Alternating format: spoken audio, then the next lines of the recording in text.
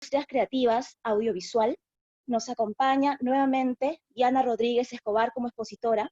Diana es directora de la consultora Cultura 360, abogada de la Pontificia Universidad Católica del Perú, con maestría en Derecho de la Propiedad Intelectual por la Universidad Autónoma de Madrid.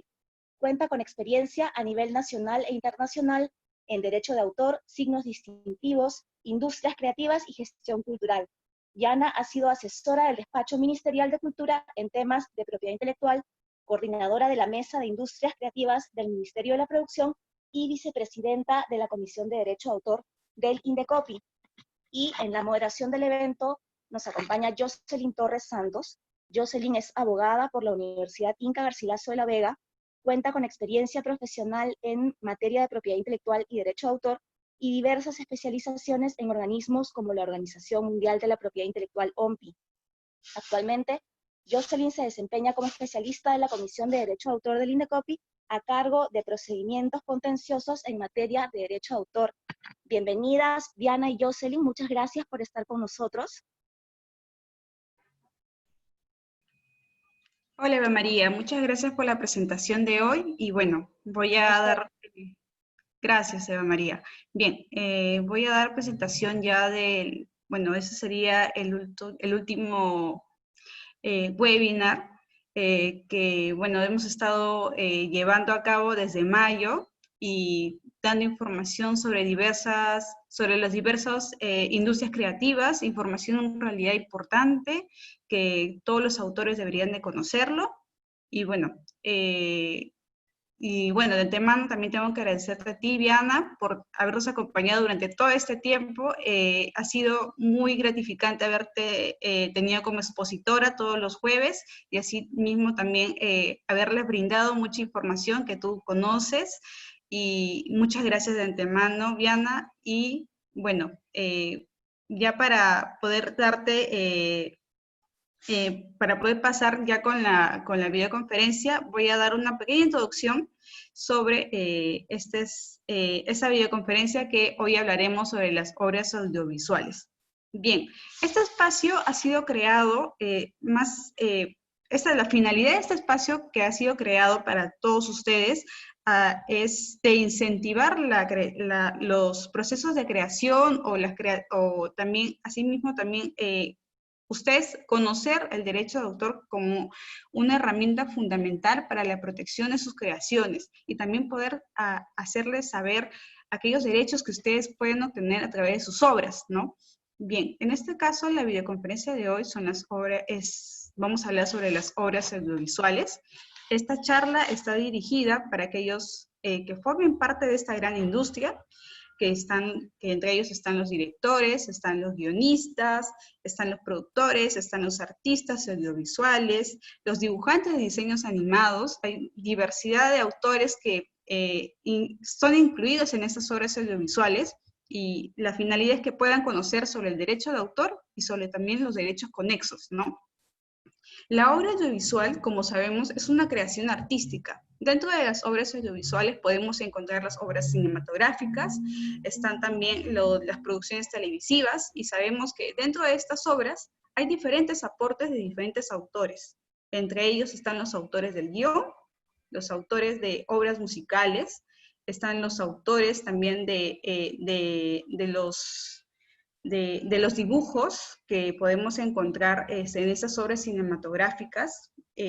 Y bueno, y más que nada hay también, bueno, aparte de los autores, también interviene el productor audiovisual, que lo que conoceremos hoy es qué aportes brinda el productor audiovisual a estas obras audiovisuales, ¿no? Entonces, espero que sea muy gratificante la charla de hoy. Viana, muchas gracias nuevamente por tu participación en todas estas videoconferencias que se han llevado los jueves. Y bueno, sin más preámbulo, Viana, te doy el pase para que puedas comenzar con la videoconferencia. Gracias, Jocelyn. Gracias otra vez al Indecopi, a Ivo Gagliuffi, a José Purizaca, a Fausto Bienrich, a todas las personas que se han sumado, ¿no? Inclusive a los miembros de la Dirección de Derecho de Autor que se han sumado para sacar adelante estas charlas que por lo que nos han comentado han tenido muy buena acogida. Es súper importante de verdad que las personas que se desenvuelven en estas industrias creativas tengan conocimientos, así sean básicos, de lo que son sus derechos de autor y sus derechos conexos, ¿no? Para justamente poder comenzar a generar una industria más fuerte. Bueno, sin más, sí. Yo voy a pasar justamente a explicar, voy a comenzar con los conceptos básicos de siempre, ejemplos mucho más precisos para el audiovisual.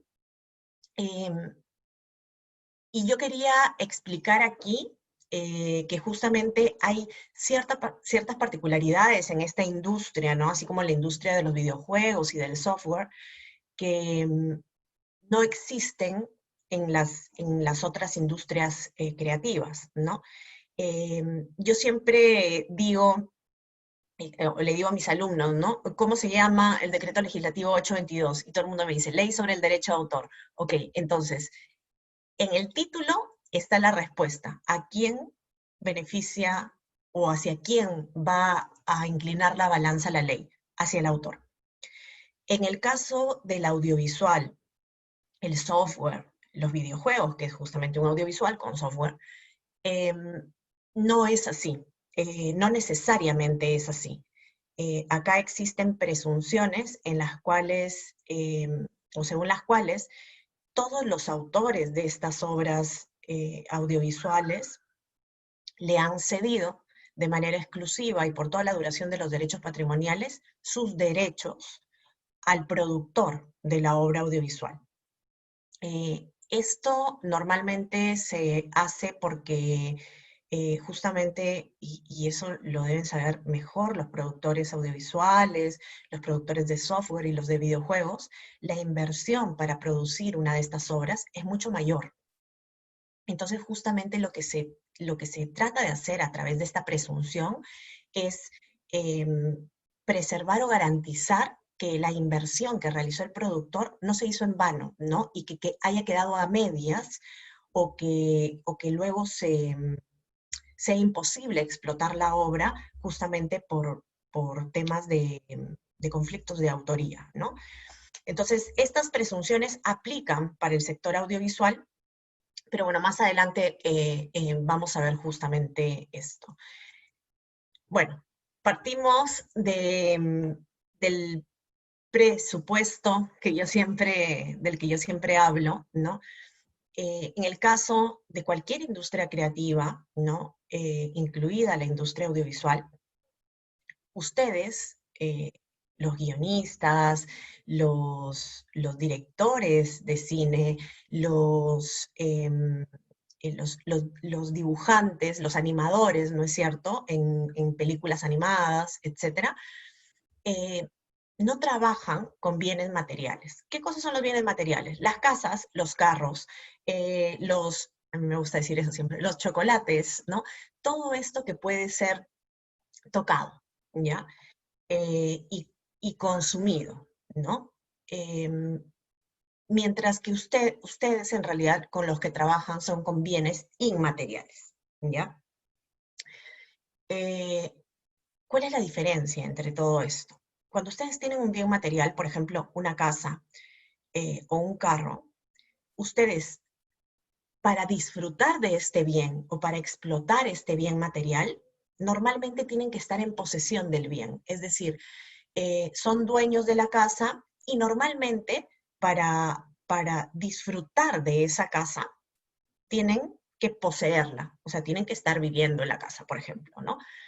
Para disfrutar de un chocolate, yo tengo que tener el chocolate conmigo. No disfruto el chocolate mirándolo, sino tengo que tenerlo conmigo. Cuando yo, por ejemplo, vamos al ejemplo que me gusta poner. Cuando yo tengo un bien material como un plumón, ¿no? Para que yo pueda dibujar y utilizar este plumón, lo tengo que tener conmigo. Ninguno de ustedes en este momento puede estar utilizando este plumón. No puede estar disfrutando, haciendo uso de este plumón. La propiedad está muy amarrada, la posesión está muy amarrada al disfrute del bien material. Pero además hay otro supuesto en el caso de bienes materiales. Los bienes materiales se agotan o se acaban, ¿no? O se desgastan con su uso. Una casa va pasando el tiempo y se va desgastando, se van cayendo paredes, malogrando cosas, los carros también se devalúan, ¿no? Terminan siendo chatarra, y los plumones, una vez que terminamos de escribir, ¿no es cierto? Y nos gastamos toda la tinta, y el plumón no es recargable, lo botamos porque simplemente se acabó. Esas son las dos características fundamentales de los bienes materiales. Ustedes no trabajan con bienes materiales. Ustedes trabajan con bienes inmateriales. ¿Qué significa esto?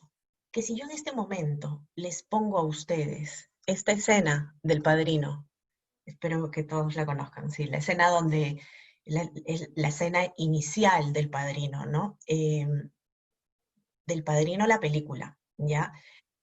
No del Padrino la obra literaria. Si yo les pongo en este momento esta escena, y todos comenzamos a ver la escena en la cual el enterrador, ¿no es cierto?, que es el que está agachado, hablándole al oído a Vito Corleone, va a pedirle un favor al padrino, ¿no? Todos y cada uno de nosotros, las casi 300 personas, 299 personas que estamos en la sala ahorita, vamos a poder disfrutar, ¿no? Vamos a poder visualizar esa escena. Y sin embargo, ninguno de ustedes va a tener el ejemplar físico de la obra con ustedes. Ninguno de ustedes posee la obra, y aún así la pueden disfrutar. Esa es una de las características de los bienes inmateriales que los separa de los bienes materiales. Pero además, ¿qué pasa si es que ustedes entran a Netflix, ¿no es cierto? En Netflix ahorita están, por si acaso, los 3 padrinos. Las tres películas. Y ven El Padrino 1. Y terminan de ver la película. La película se acabó luego de que ustedes la usaron, luego de que ustedes la disfrutaron, la desgastaron de alguna manera. No. El bien inmaterial sigue intacto a pesar del uso que se le dé. Acá ustedes me dirán, sí, Viana, pero yo tengo cualquier cantidad, por ejemplo, de películas, libros, CDs, ¿no? O sea, fonogramas, en mi biblioteca, y yo los puedo tocar. Son bienes materiales. Lo que ustedes tienen en su biblioteca, en su archivo de películas, en su archivo de CDs, ¿no es cierto? Son soportes físicos que contienen los bienes inmateriales, las obras. Pero no es que ese soporte sea la obra. Si en este momento ustedes salen, cogen todas las películas, ¿no? En DVD, en Blu-ray que tienen, y las queman, ¿no?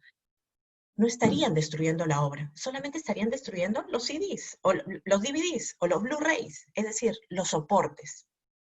Esa es la gran diferencia entre los bienes materiales, casas, carros, chocolates, plumones, y los bienes inmateriales, obras musicales, obras audiovisuales, videojuegos, etc. ¿Cuál es el plus que ustedes tienen? Ustedes pueden licenciar, por ejemplo, un bien inmaterial a diferentes personas, en diferentes territorios o en el mismo territorio, al mismo tiempo, y por cada una de esas explotaciones cobrar.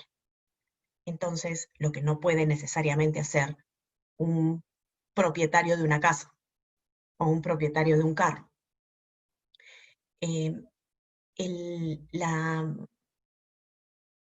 La posibilidad de explotar sus bienes inmateriales es mucho más amplia, y por eso tienen un mayor potencial. Véanlo así, ¿ya? Voy a pasar al siguiente argumento base del derecho a autor. Hasta ahorita hemos visto, oye, entonces nosotros trabajamos con bienes inmateriales, entonces mis ideas son bienes inmateriales y el derecho de autor protege las ideas. Bueno, no. El derecho de autor protege los bienes inmateriales, pero las ideas no están protegidas. Aquí un montón de gente, normalmente ya cuando yo doy esta clase en la universidad, ya me comienzan a pifear porque me dicen, entonces, ¿para qué sirve el derecho de autor? Si yo me estoy acercando a un abogado de derecho de autor es justamente para decirle que me proteja las ideas. Pero la idea en sí no está protegida. Sin embargo, cuando esa idea se convierte en obra, la obra sí está protegida. Yo les voy a poner acá unos ejemplos, ¿ya? Un ejemplo de idea. Una historia de amor que acaba trágicamente. Si yo les digo esa idea no está protegida. Nadie puede tener la exclusividad de esa idea. Sin embargo, si yo les digo, ustedes conocen obras que estén basadas en esa idea, lo más probable es que me digan, sí, Romeo y Julieta, pero también Tristán e Isolda, que es otra también obra de teatro, o vamos hacia el sector audiovisual. No sé si ustedes han visto Yo antes de ti, creo que también está en Netflix, no sé si ya la habrán retirado, que también es una historia de amor que acaba trágicamente. O hay bueno, hay varias películas más que son historias de amor que acaban trágicamente, incluso para los que son de una generación un poco anterior. La película Historia de Amor, que fue estrenada en los años 70, también era una historia de amor que acababa trágicamente. Entonces, nadie tiene la exclusividad sobre la idea de la historia de amor que acaba trágicamente. ¿Cómo es que el derecho de autor pasa a proteger?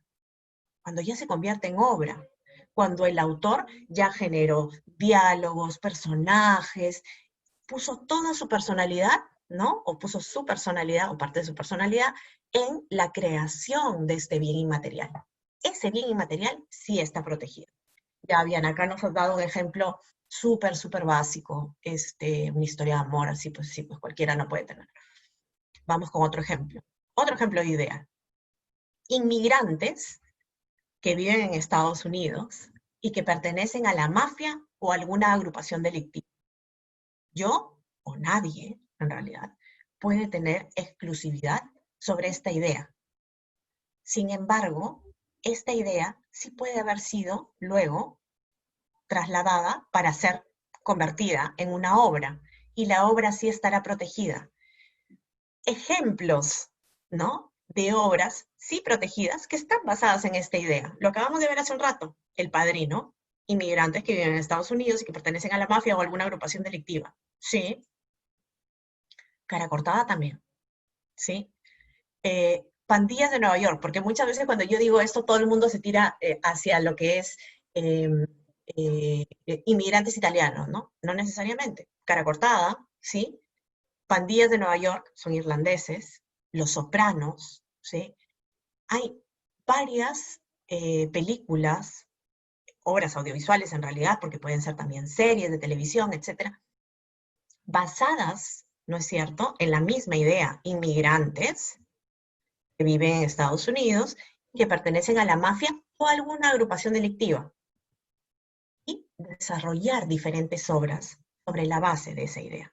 La idea no está protegida, la obra sí. Avanzamos entonces. Entonces, ya entendí qué cosa protege el derecho de autor, pero ¿quién es autor? Autor es toda persona natural que realiza la creación intelectual. Persona natural es una persona de carne y hueso, así como ustedes y como yo, ¿ya? No pueden ser animales, no pueden ser empresas. ¿Qué significa esto? Oye, pero en mi caso, yo lo que tengo es una productora audiovisual, y mi productora audiovisual es una empresa. ¿Cómo es posible que yo no pueda ser autor de la obra? ¿Cómo voy a tener los derechos de autor? Eso es otra cosa. Ser titular de los derechos de autor es posible para una persona jurídica, por ejemplo, para una productora audiovisual, pero la autoría siempre nace en las personas naturales. Quiero leerles para la ley, ¿no?, quiénes son autores de la obra audiovisual. Denme un segundo, por favor. Para esto. No pueden ser autores los animales ni las empresas. Y yo siempre les pongo este ejemplo.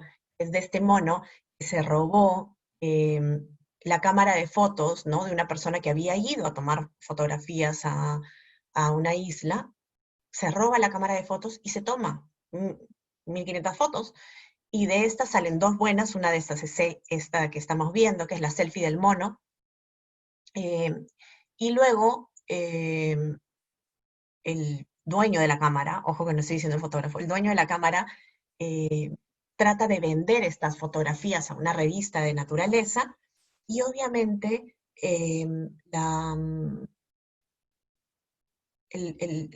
bueno, Wikipedia Wikipedia coge las fotografías que el señor este había puesto en su página web en baja resolución y las sube a Wikipedia. ¿Qué es lo que pasa aquí? Obviamente el dueño de la cámara dice, oye, me estás quemando el kiosco, me estás malogrando el negocio, ¿cómo es posible que estés subiendo mis fotos? Son mis fotografías, ¿no? Estás infringiendo mi derecho a autor. ¿Qué le contesta Wikipedia? No hay derecho a autor. ¿Por qué? Porque el que hizo clic, ¿quién fue? El mono. Y los animales no generan derecho a autor. Los animales no pueden ser autores, no generan derecho a autor, entonces la imagen no está protegida por derecho a autor. Este caso llegó hasta la Corte Suprema de los Estados Unidos y, obviamente, decidieron en favor de Wikipedia, porque no se había generado derecho a autor. Quiero explicarles para la ley quién es autor en las obras audiovisuales. Dice, salvo pacto en contrario, se presumen coautores de la obra audiovisual el director o realizador. O sea, el director, Francis Ford Coppola, en El Padrino, es coautor de la película. El autor del argumento, el autor de la adaptación, el autor del guión y diálogos, el autor, ojo acá, de la música especialmente creada para la obra, o sea, especialmente compuesta para la obra.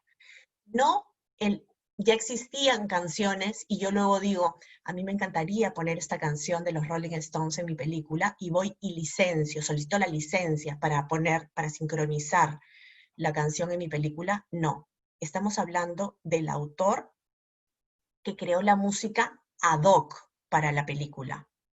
John Williams en Star Wars, ¿sí? Nino Rota en El Padrino, ¿no es cierto? Ellos son también coautores de la obra audiovisual.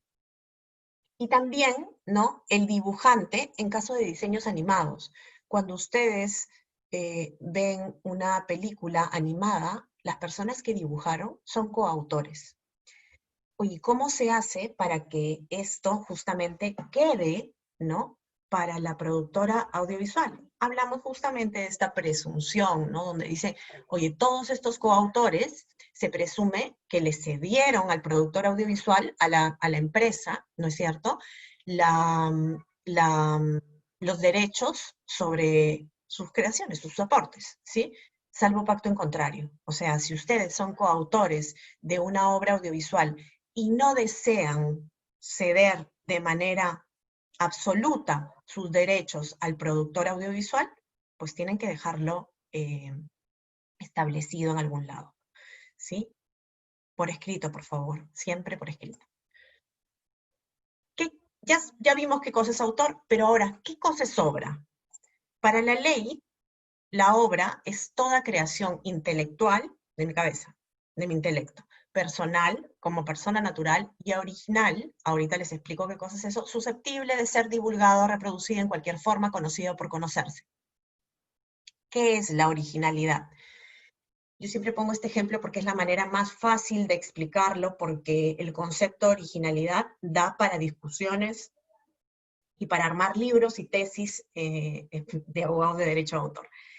Imaginemos que en este momento yo a todos ustedes les voy a dar la siguiente idea y les digo, saquen una hoja de papel y todos dibujen a una niñita con una capita roja que va caminando por el bosque con una canastita en el brazo rumbo a visitar a su abuelita. ¿Ya? todos y cada uno de ustedes me va a dibujar a la Caperucita Roja. Sin embargo, si todas las personas que estamos en esta sala, que somos 300, que son los únicos que alcanzamos 300, nos enseñamos el dibujo a través de nuestras cámaras, ninguno de estos 300 dibujos va a ser igual al otro. ¿Por qué? Porque cada uno de ustedes, ¿no? Cada uno de nosotros, de los 300 que estamos participando aquí, somos una persona diferente. Y plasmamos nuestra personalidad en el dibujo de manera diferente. Entonces, la originalidad es justamente eso, cómo el autor plasma su personalidad en la obra. Es un concepto bien abstracto, bien difícil de digerir y muy, muy polémico, que lleva a muchísimas discusiones, pero esa es la manera más fácil, digamos, que yo he encontrado de explicarlo. Justamente para que algo sea, tenga la categoría o la denominación de obra, debe ser original. Avanzamos. Entonces, hemos visto ya obra, autor, que las ideas no se protegen, bienes materiales, bienes inmateriales, pero cuando estamos hablando, ya nos estamos dando cuenta que estamos hablando de los derechos de autor, estamos hablando de derechos complejos, ¿ya? No son derechos así como lo tienes, no lo tienes, o son de un solo uso, no, son complejos, ¿ya? Y tienen dos facetas fundamentales, ¿no? Dos caras, digamos. Por un lado están los derechos morales, ¿ya? Y por el otro lado están los derechos patrimoniales. Con los derechos patrimoniales son con los que hacemos plata, ¿ya? Esos sí pueden ser cedidos, licenciados a terceros, y a cambio de eso nos pueden dar dinero, ¿no? Y es así como nosotros, bueno, nosotros, yo digo ustedes, los autores de obras, tienen la posibilidad de vivir dignamente de sus creaciones.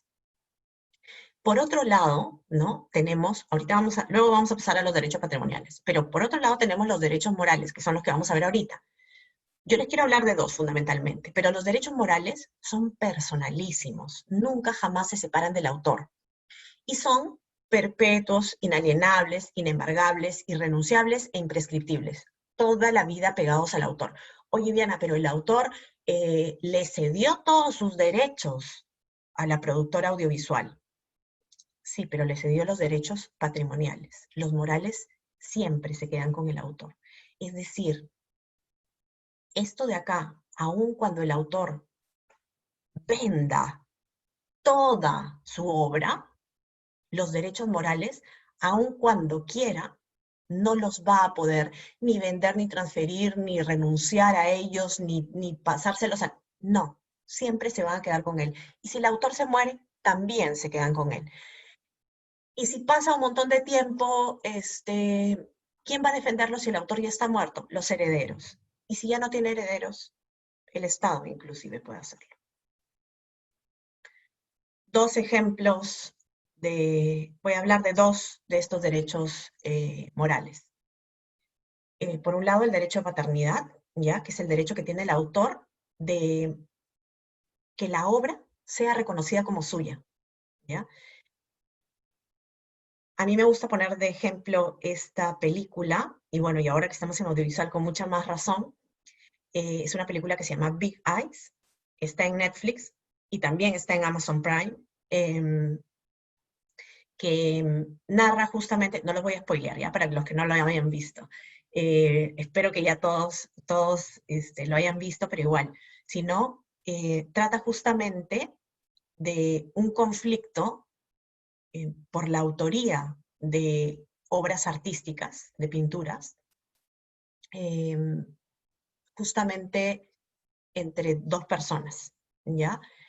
Es sumamente interesante en primer lugar porque es un hecho basado en la vida real, no es una película basada en la vida real, los protagonistas de la película siguen vivos, ¿no?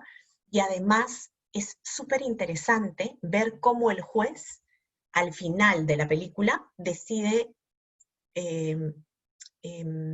poner a prueba, digamos, a estas dos personas que se decían autores, ¿no? Para justamente decidir quién lo era realmente. Es bien interesante porque, claro, los jueces gringos tienen una mayor posibilidad de pedir pruebas, ¿no? Ellos pueden ser mucho más creativos en el derecho anglosajón, ellos te pueden decir un montón de cosas y además también te pueden poner diferentes tipos de penalización que ellos pueden considerar ejemplos, ¿no? Para la sociedad. Pero es sumamente interesante cómo es que se desenvuelven en este caso respecto a este derecho. Véanla, no tiene pierde, ¿ya? Pero además, ¿qué implica este derecho? Que si es que alguien coge alguna de sus películas, ¿no es cierto?, y borra su nombre, ¿ya?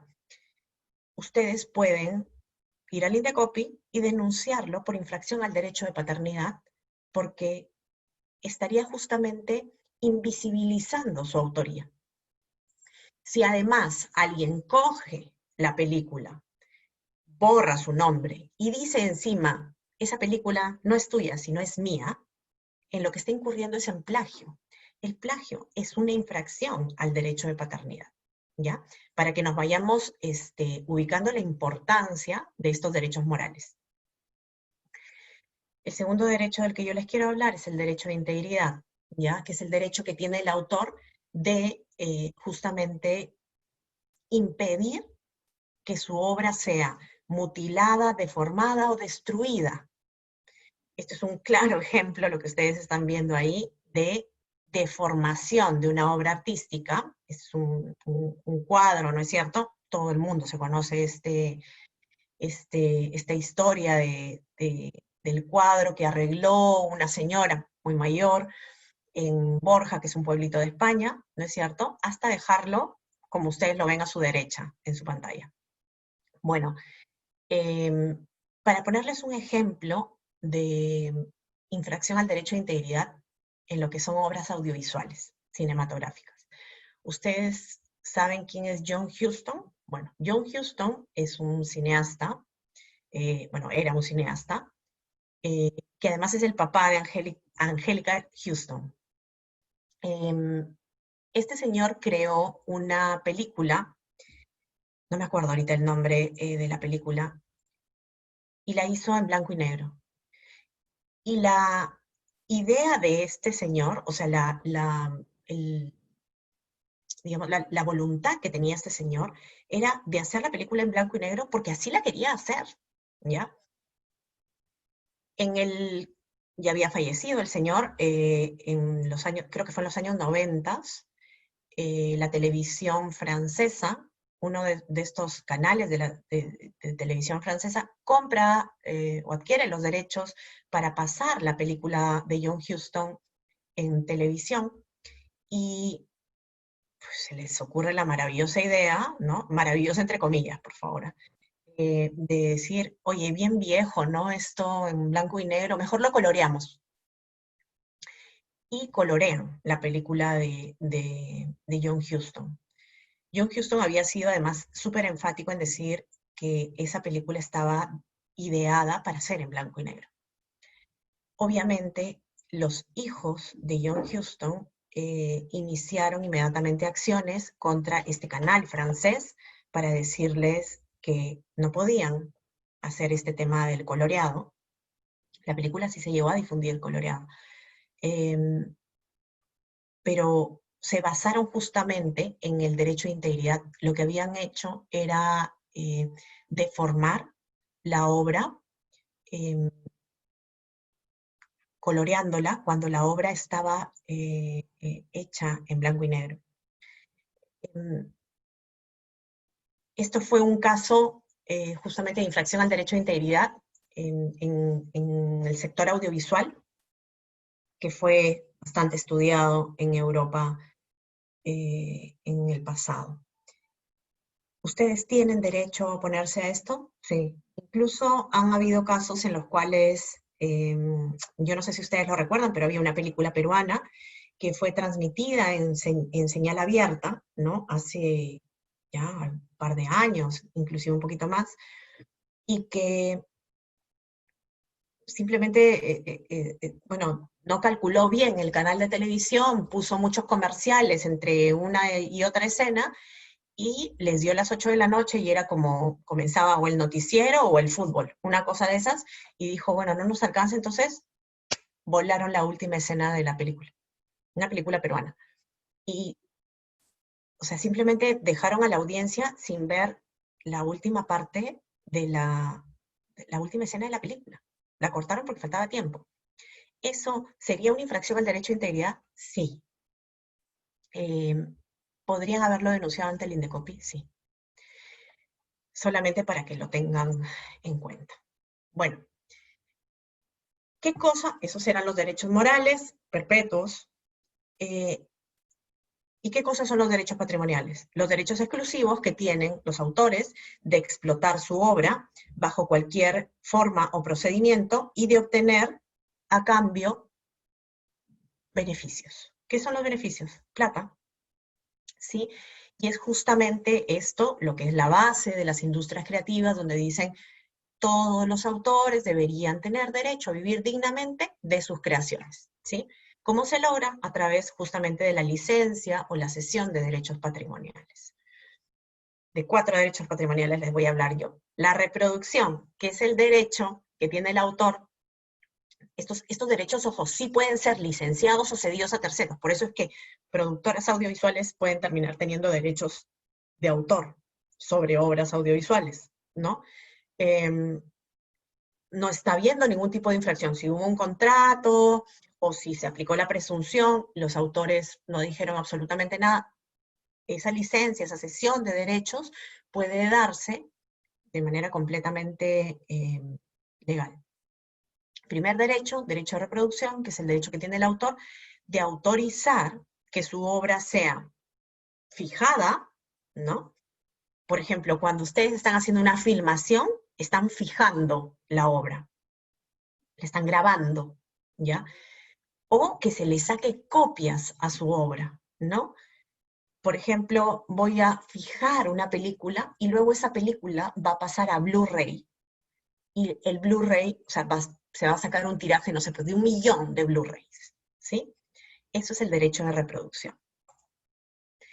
El derecho de distribución es el derecho que tiene el autor, ¿no es cierto? También pueden ser los titulares, que ya se les ha pasado el derecho, ¿no? De justamente poner a disposición del público ejemplares, pero ojo, tienen que ser ejemplares físicos, ¿ya? Blu-rays, DVDs, no sé, VHS, ¿no? O sea, eso es ya antiguo, pero tienen que ser ejemplares físicos, ¿ya? Como por ejemplo, hace años se vendía esto en Phantom, ¿no? Yo no sé si hasta ahora Phantom sigue existiendo, creo que sí, pero tiene menos locales. Pero Phantom también vendía, así como vendía discos, también vendía películas. Pero siempre tiene que ser a través de ejemplares físicos. Hace muchos años yo trabajaba en otro país, en lo que era el grupo Prisa, que es un conglomerado justamente que maneja varios, no sé, maneja las 40 principales, el diario El País, el diario Le Monde, el diario Público de Portugal, ¿no? La Rolling Stone México, etc. Y una de las cosas que a mí me tocaba hacer era justamente negociar por los derechos, por ejemplo, de directores de cine, para sacar estas, o sea, estas promociones, no sé si ustedes han visto que salen, ¿no? El domingo, con el diario tal, paga 20 soles más, ¿no? Y te llevas a tu casa una película de fulanito de tal. Sí, nosotros negociamos derechos en ese momento y me acuerdo que fue sumamente difícil negociar los derechos sobre películas de Charles Chaplin, porque nos dio las malas, teníamos esta es una anécdota, no tiene nada que ver con esto, pero teníamos la mala suerte de que los que manejaban los derechos de Charles Chaplin para Europa, no sé si para el resto del mundo, era una empresa alemana, y la persona que negociaba por esta empresa alemana no hablaba muy bien, o no se le entendía muy bien en inglés, ¿no? Y tampoco no nos entendía a nosotros con nuestro dejo en inglés. Entonces, las negociaciones estaban demorándose mucho, y yo me acuerdo que en ese momento, ante la desesperación, porque era como que en 2 semanas tienen que salir estas películas con el diario El País, las películas obviamente iban en DVD, ¿no? En mi desesperación, yo caminé por todos los pisos del grupo Prisa y llegué al área de contabilidad. O sea, fui preguntando si es que había algún alemán o alguna alemana trabajando con nosotros. Y en contabilidad encontramos a una chica que era alemana, y lo que hicimos fue ponerla al teléfono con la gente del otro lado, ¿no? Mientras yo le iba explicando y le iba diciendo, necesitamos los derechos de comunicación pública para tal cosa, y ella les iba explicando en alemán, y así fue como llegamos a cerrar la negociación, porque en inglés jamás nos llegábamos a entender con estas personas. Entonces, ese tipo de distribuciones que se hacen a través de los periódicos, ¿no? Donde sale, paga 20 soles o paga 30 soles y te viene gratis, o te viene, ¿no? Con tu diario la película tal, eso es un ejemplo de derecho de distribución. Oye, Diana, pero también ahora existe lo que es la distribución digital, por ejemplo, a través de Netflix. Bueno, eso no es distribución, porque la distribución siempre es física. Cuando ustedes hablan de Netflix, están hablando de comunicación pública. La comunicación pública es cuando el autor justamente autoriza, ¿no?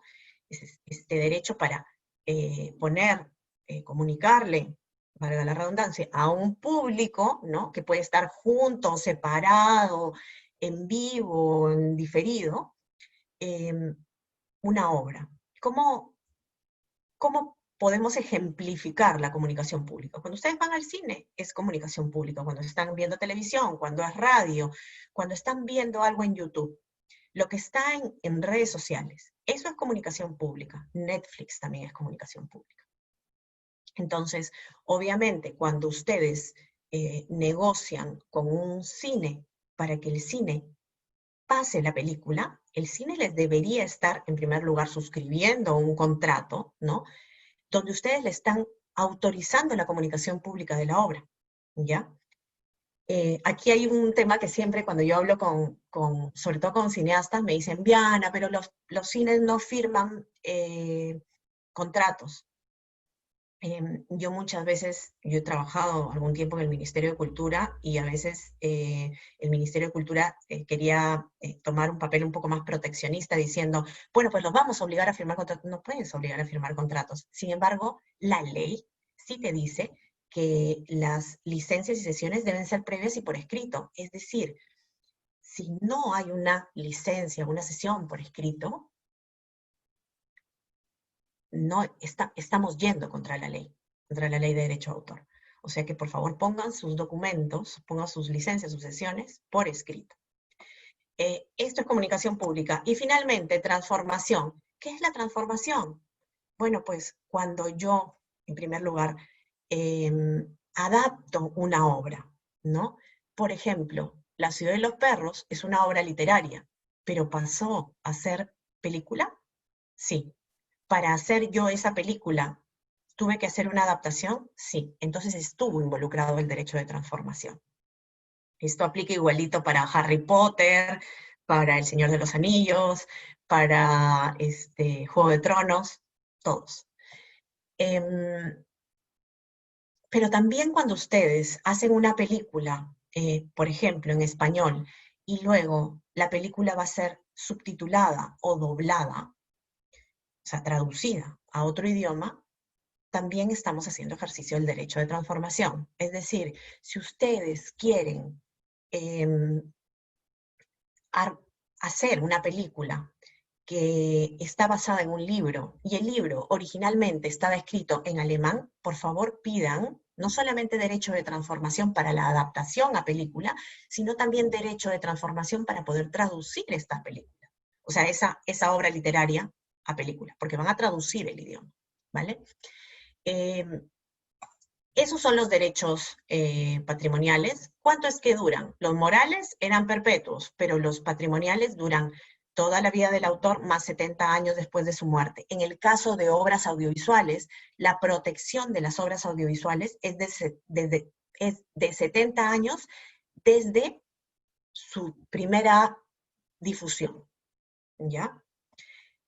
Sin embargo, ya hemos visto que las obras audiovisuales pueden estar compuestas por diferentes aportes. La música por un lado, por ejemplo, los diseños animados por otro, el guión por otro lado, el argumento por el otro. Esos aportes sí pueden ser explotados por su cuenta, si es que no están afectando la normal explotación de la película, por ejemplo, y su protección sí se puede basar, ¿ya? En, ojo, ese aporte, por ejemplo, la música, en el lapso, la duración de toda la vida del autor, por ejemplo, de la música, más 70 años después de su muerte. Es decir, una película completa puede estar en dominio público, ¿ya? Y sin embargo, la música de esa película no necesariamente estar en dominio público.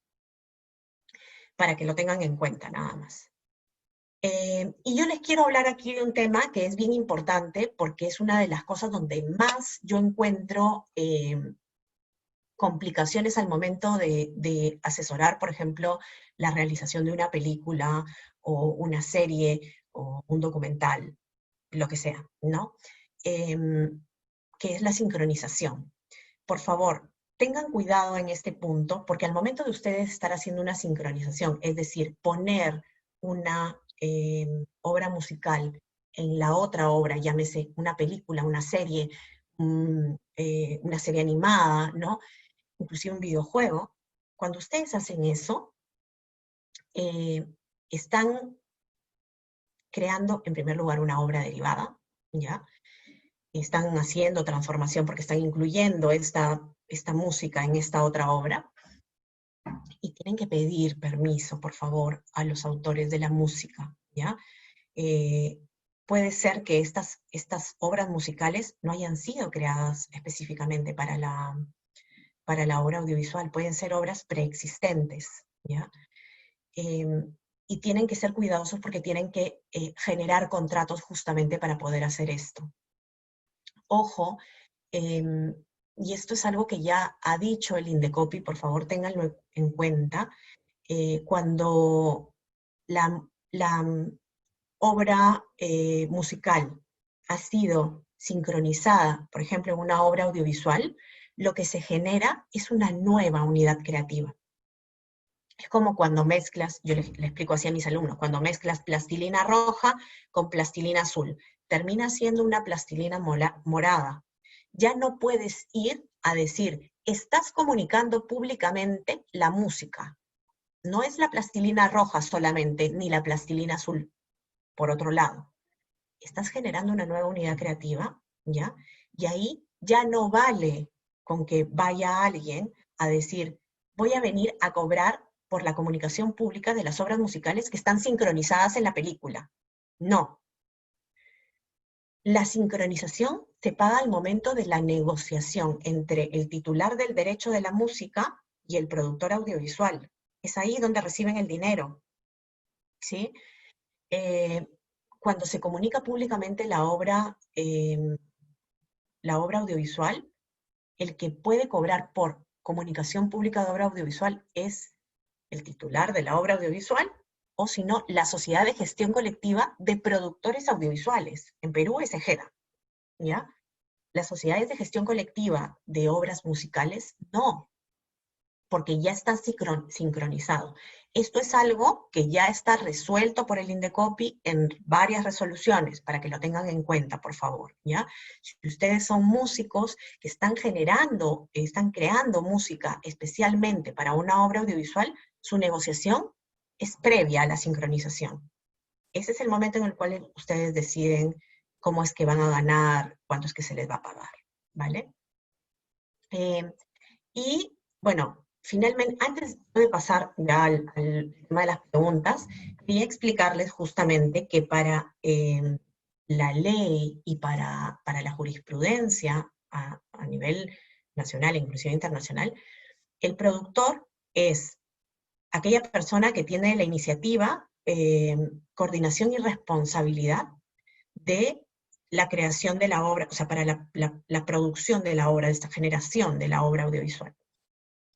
¿Qué significa esta coordinación, responsabilidad, iniciativa?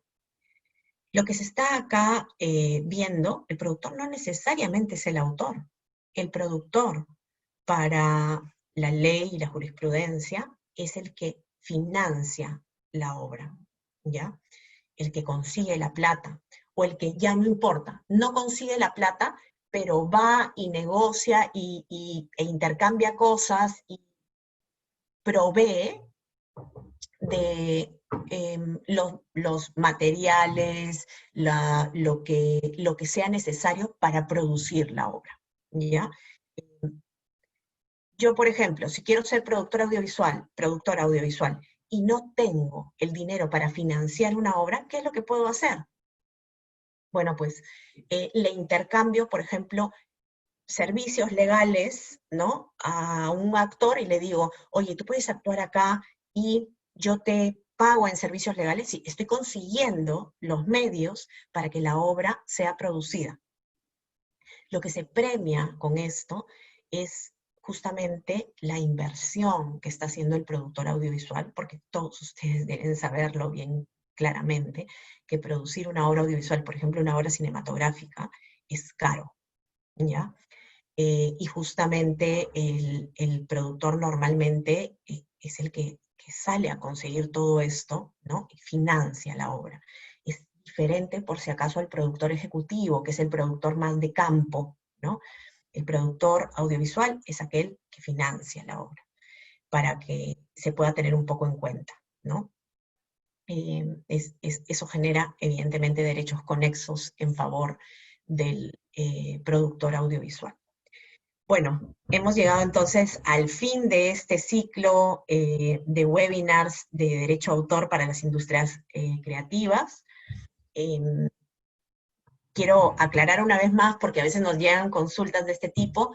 Nosotros somos una empresa privada que brinda asesoría, que justamente hemos firmado un convenio de cooperación interinstitucional con el INDECOPI, porque evidentemente el INDECOPI, claro, brinda toda esta información, etcétera, pero no puede, en muchos casos, bueno, la mayoría, en todos los casos, no puede brindar asesoría, porque justamente podría implicar un adelanto de opinión. Entonces, justamente llegamos a este acuerdo con el INDECOPI para que nosotros sí pudiéramos absolver estas dudas, pero nosotros, por si acaso, no somos parte del INDECOPI, digamos, si es que ustedes tienen dudas, por ejemplo, sobre el registro, sobre temas más del INDECOPI, ya seguramente Jocelyn en algún momento va a dar la información sobre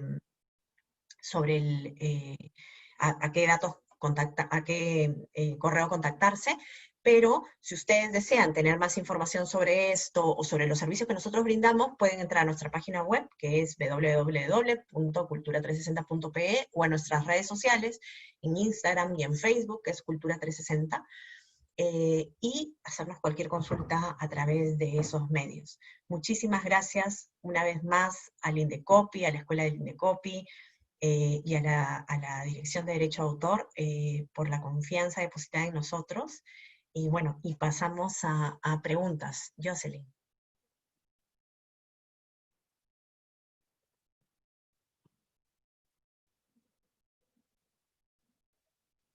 Creo que Jocelyn está silenciada, ¿no?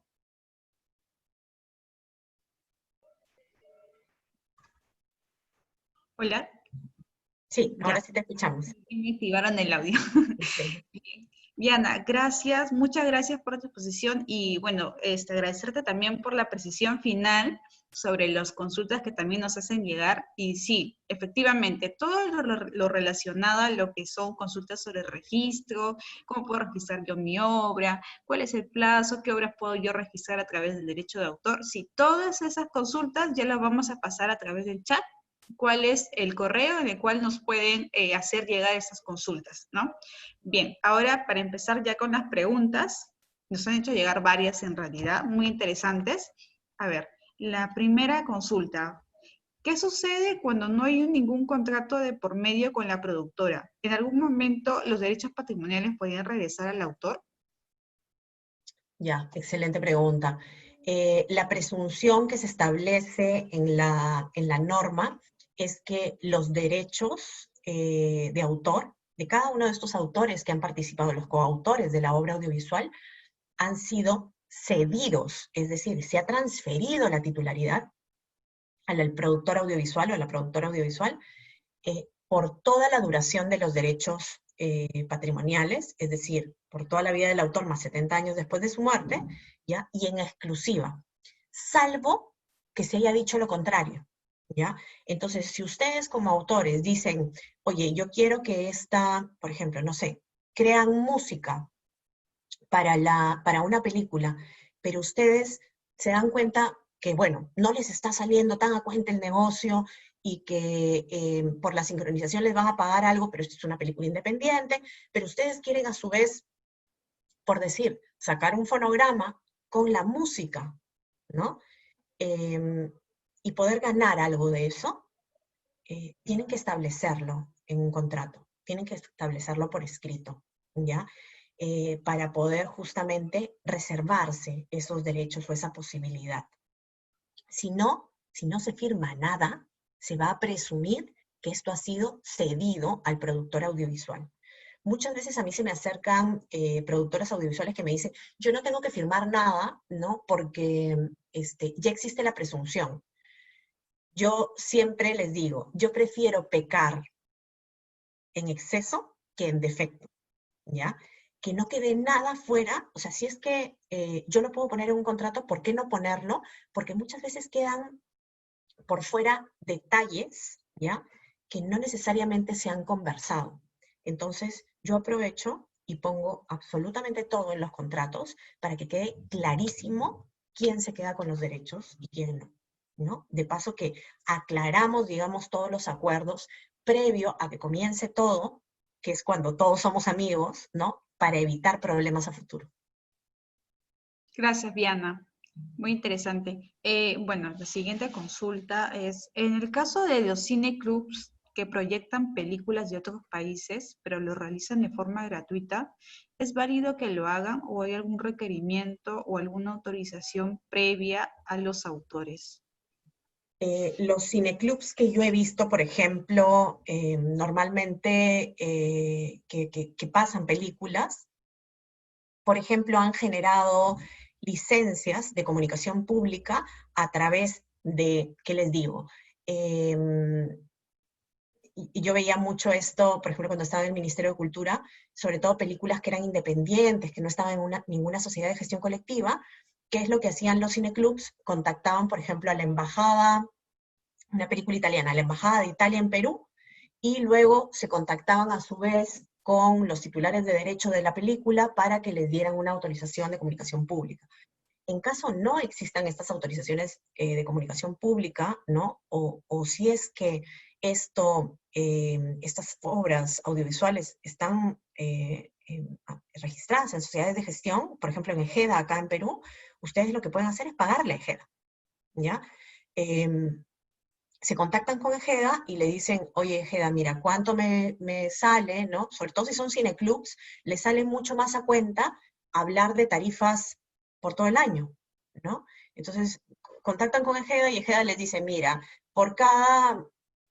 Hay tarifarios, ¿ya? Yo no me lo sé de memoria los tarifarios, pero hay tarifarios donde dicen, oye, por cada comunicación pública de esta obra se cobra tanto, o por el mes se cobra tanto, o por todo el año se cobra tanto.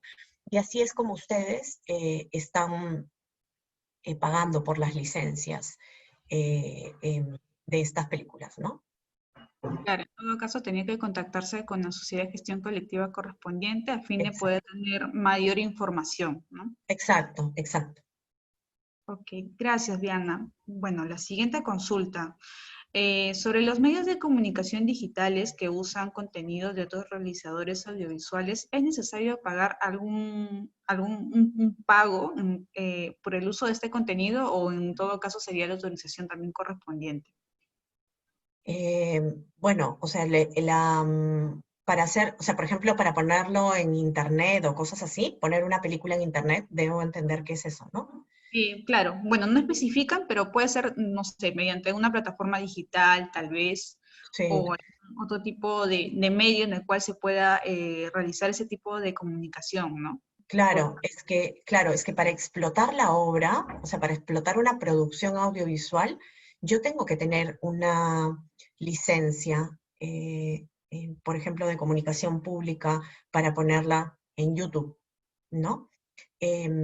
No es cuestión de, yo la agarro y luego se verá. No, o sea, yo tengo que generar autorizaciones porque muchas veces la gente dice, oye, esta película es súper antigua, entonces yo la puedo utilizar.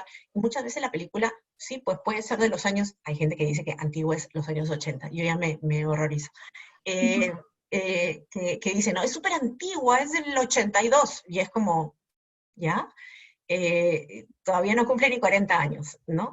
Entonces, esas películas están en dominio privado, tienen derechos y se tienen que solicitar autorizaciones para explotarlas, ¿no? Definitivamente, así sea para sacarle copias, para distribuir las copias, para adaptar la película, para traducirla, para, no sé, yo la vez pasada veía una iniciativa que decía, vamos a traducir las películas de Disney a tal idioma, ¿no? Para que todo el mundo pueda acceder a esas películas. Sí, pero para traducirlas hay que pedir justamente autorización para transformar la obra, ¿no? Entonces, siempre son autorizaciones que deben generarse. Claro, exacto. Para cualquier uso que tengamos que hacer sobre una obra, cualquier tipo, no sé, como indicase, cualquier transformación, cualquier comunicación al público, cualquier reproducción, distribución de las obras, es necesario siempre requerir la autorización previa al autor y asimismo justamente estos espacios son creados para incentivar esta cultura de respeto hacia todos los autores sobre sus creaciones. Por lo tanto, esa es la finalidad de estos espacios para que ustedes mismos puedan conocer que las obras de esos autores deben ser respetados. Por lo tanto, cualquier uso que tengamos que hacer o queramos, no sé, tal vez hacer una creación de una obra que ya existe y por lo tanto sería ya una obra derivada, es siempre respetar los derechos de los autores y solicitar la autorización previa de estas obras, ¿no? Exacto. Bien, bueno, otra consulta es, ¿cómo se manejan los derechos patrimoniales cuando se trabaja con co-guionistas? ¿A quiénes pertenecen los derechos patrimoniales? Bueno, los guionistas son coautores. Normalmente, claro, existen varios guionistas, por ejemplo, cuando son series de televisión, incluso los guionistas esto yo lo vi una vez y me parecía súper interesante. Hay guionistas que están dedicados solamente a un solo personaje, ¿no? Entonces así generan un personaje sólido, ¿no? Los guionistas, si son varios, son coautores. Entonces, se aplica la misma presunción, ¿no? Si fueron estos guionistas están siendo contratados, por ejemplo, por una productora audiovisual para crear el guión, ¿no? Se presume que los derechos patrimoniales de estos guionistas han sido cedidos a la productora o al productor audiovisual, ¿no? Salvo que se diga lo contrario, ¿ya? Salvo que quede escrito, ¿no? Que los guionistas van a, por ejemplo, te doy la autorización para que utilices mi guión en la película, pero además el guión yo lo voy a publicar como libro, y eso es muy aparte, ¿no?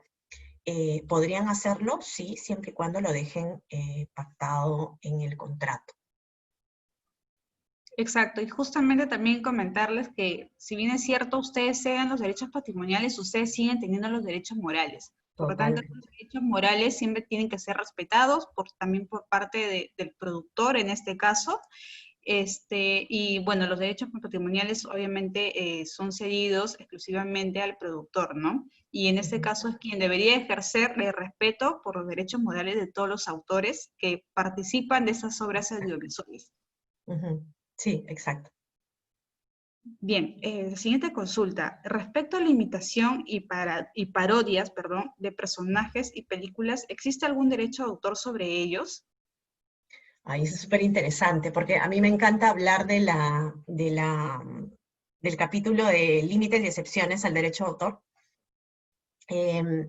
Y el tema de parodia es un tema que es bien interesante porque justamente está incluido dentro de las excepciones al derecho de autor.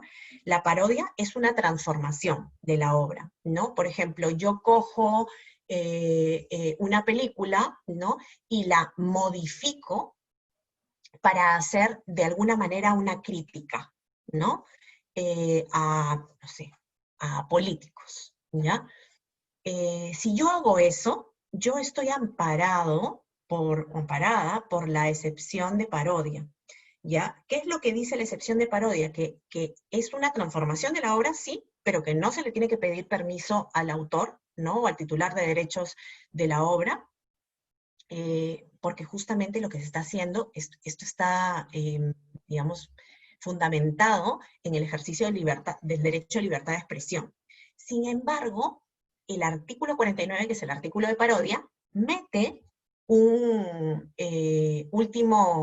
una última frase diciendo, sin perjuicio de lo que se le tenga que pagar al autor de la obra parodiada, ¿no? Una cosa así. Y termina siendo una obligación para el que parodia pagarle al titular de la obra parodiada. Esto acá termina siendo un problema porque obviamente te pueden decir un monto súper alto, ¿no? Y con eso estarte quitando la autorización, ¿no? O sea, Jocelyn, te quiero pedir permiso. Ah, no te tengo que pedir permiso. Pero bueno, ¿cuánto me vas a cobrar? Y Jocelyn me dice, $1.000.000, y yo no tengo cómo pagar. Entonces, en realidad, lo que Jocelyn me está diciendo es, no te doy permiso. Entonces, eso es algo que solamente está establecido, bueno, en poquísimas legislaciones. Yo nunca he visto el tema del pago en otra legislación, solamente en la peruana. Pero claro, el que genera la parodia está generando una obra derivada. Al momento de hacer una transformación está generando una obra derivada, es una obra nueva, y esa obra nueva genera derechos, ¿no? Gracias, Viana. Bien, creo que ya como estamos pasando un poquito el tiempo, voy a pasar las consultas, más que nada los que son de nuestra competencia, netamente, nos escriben por el tema de registro. Una de las preguntas sobre el registro nos dicen, ¿cómo se puede proteger un espacio televisivo? Es decir, la idea del espacio televisivo para que otros canales de televisión no puedan copiarlo y hacer un espacio televisivo igual o parecido. Bueno, comentarles que estos tipos de espacios o formatos de televisión, estos no pueden ser protegidos, pero sin perjuicio de ello, en caso de que en estos formatos televisivos se puedan dar obras, tales como, por ejemplo, las obras musicales, o tal vez algún tipo de guión determinado de estos espacios, sí pueden ser protegidos por el derecho de autor. Pero, ojo, sí, siempre cumpliendo con el requisito de originalidad, y que estos pueden ser solicitados, como anteriormente ya yo he comentado, por el registro virtual. Es un tipo de sistema muy rápido en el cual uno puede ingresar y puede solicitar el registro durante las 24 horas del día, durante los 7 días, a la semana, en cualquier momento pueden solicitar esos tipos de registros, pero como vuelvo a indicar, esos tipos de formatos no pueden ser protegidos por el derecho de autor. Bien, otra consulta. ¿Cómo puedo registrar algún cortometraje, alguna canción o cualquier obra audiovisual? Entiendo yo. ¿Qué pasos puedo seguir? Bien, comentarles que si hablamos de un cortometraje, estamos hablando de una obra audiovisual, ¿no? En este caso, estos pueden ser protegidos a través del registro de obra audiovisual. El pago de la tasa es de 195.25, siempre llenar el formato y, bueno, indicar debidamente los datos solicitados El plazo de estos registros son de 30 días hábiles en caso de no existir alguna observación, y en caso de existir alguna observación en esta solicitud, en esta presentación de la solicitud, serían de 120 días hábiles. Y sobre la canción, estos pueden ser registrados a través de del registro de obra musical.